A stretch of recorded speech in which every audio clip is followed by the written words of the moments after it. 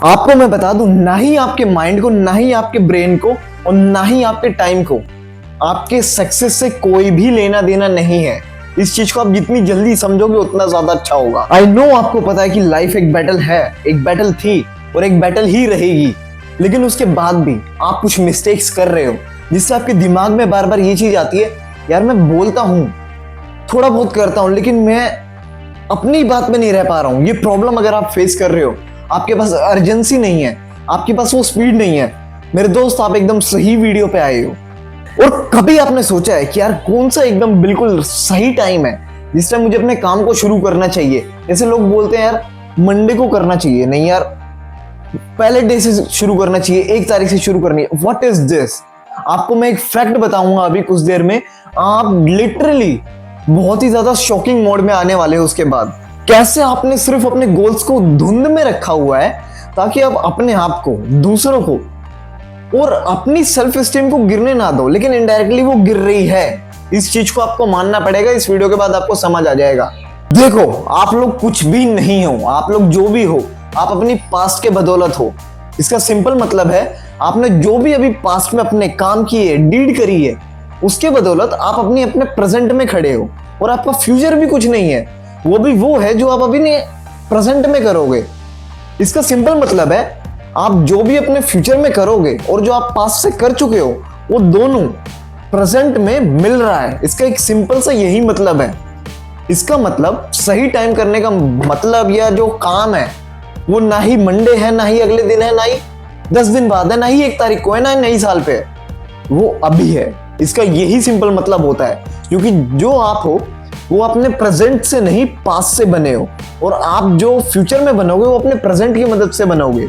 और जो main interaction point है वो आपका प्रेजेंट है, ना कि 10 दिन बाद। आपका फ्यूचर नहीं, आपका प्रेजेंट। आपको कुछ करना है, सेंस ऑफ अर्जेंसी अपने जिंदगी में क्रिएट करनी है, सिंपली आपको अपने प्रेजेंट में आना पड़ेगा। यही एक सिंपल सा एक ऑप्शन है, इसको आपको ध्यान से समझना है और अपने उसमें इंप्लीमेंट करना है। सेकंड क्वेश्चन की तरफ बढ़ते हैं। आपने कैसे अपने गोल को धुंध में रखा हुआ है?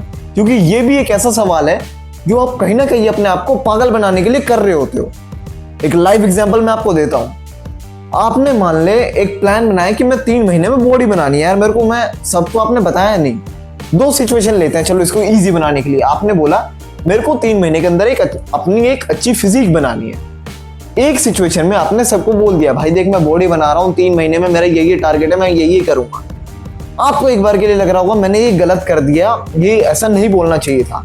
अब दूसरी सिचुएशन लेता हूं जिसमें आपने किसी को भी नहीं बताया, यार मेरे को बॉडी बनानी है, अपने आप को भी बस आपने बनाया, बस मुझे बॉडी बनानी है। इसके अंदर आपने नोटिस करा होगा, इसके अंदर ना ही कोई डेडलाइन है। सेकंड सिचुएशन में ना ही आपने किसी को बताया, जो कि आपको अभी ठीक लग रहा है। आई थिंक आपको ठीक लग रहा है, लेकिन अभी आपका इसमें पर्दाफाश होने वाला है, जो कि मैं अभी आपको बताऊंगा। तो जब आपने किसी को भी अपने गोल के बारे में नहीं बताया, उस टाइम आपने अपने गोल्स को धुंध में डाल दिया और अपने आप को भी ये बोल दिया, अगर मैं इनकेस नहीं कर पाया तो क्या फर्क पड़ेगा।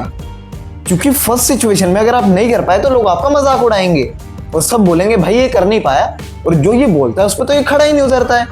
यानी ये सिर्फ बोलता तो है लेकिन कुछ करता नहीं है। इसका तो सिंपल मतलब यही निकलता है। सेकंड सिचुएशन में इन केस आप नहीं कर पाए तो किसको पता है भाई, उनको तो पता ही नहीं है आप बॉडी बना रहे हो, ये करना चाह रहे हो। इनडायरेक्टली आपको ये लग रहा होगा ये सही है, लेकिन मेरे दोस्त ये टोटली ही गलत अप्रोच है अगर आपको आगे बढ़ना है तो। क्योंकि जब आप अपने गोल्स को धुंध में रखते हो तब इनडायरेक्टली दूसरों के प्रति तो नहीं, लेकिन अपने प्रति, क्योंकि सबसे ज्यादा इंपॉर्टेंस तो हमें अपने आप को ही देनी चाहिए।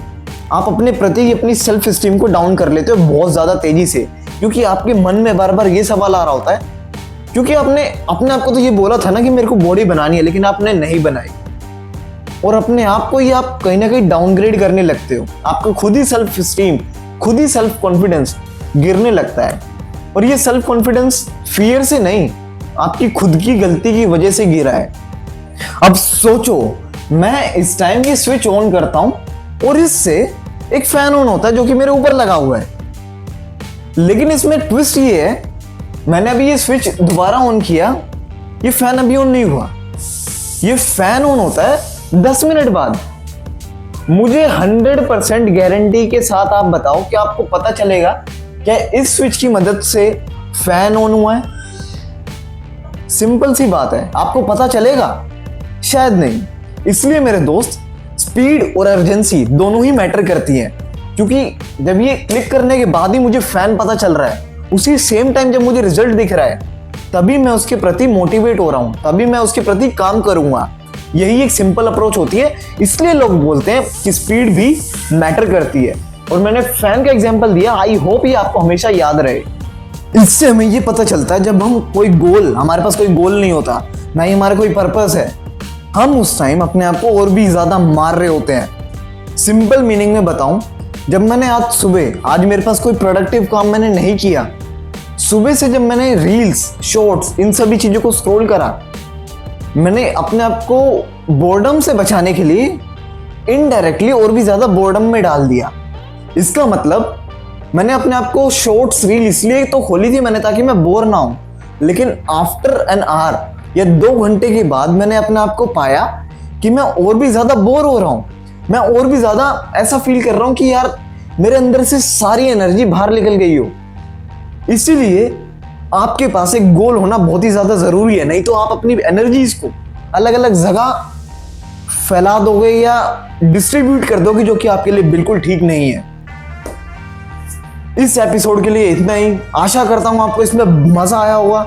सब्सक्राइब कर लो द माइंड स्क्रिप्ट क्लब को, ताकि आपको ऐसी बढ़िया नॉन मीडियोकर कंटेंट मिलता रहे। मिलते हैं नेक्स्ट वीडियो में। मेरा नाम है सौरभ, देखते रहिए द माइंड स्क्रिप्ट क्लब।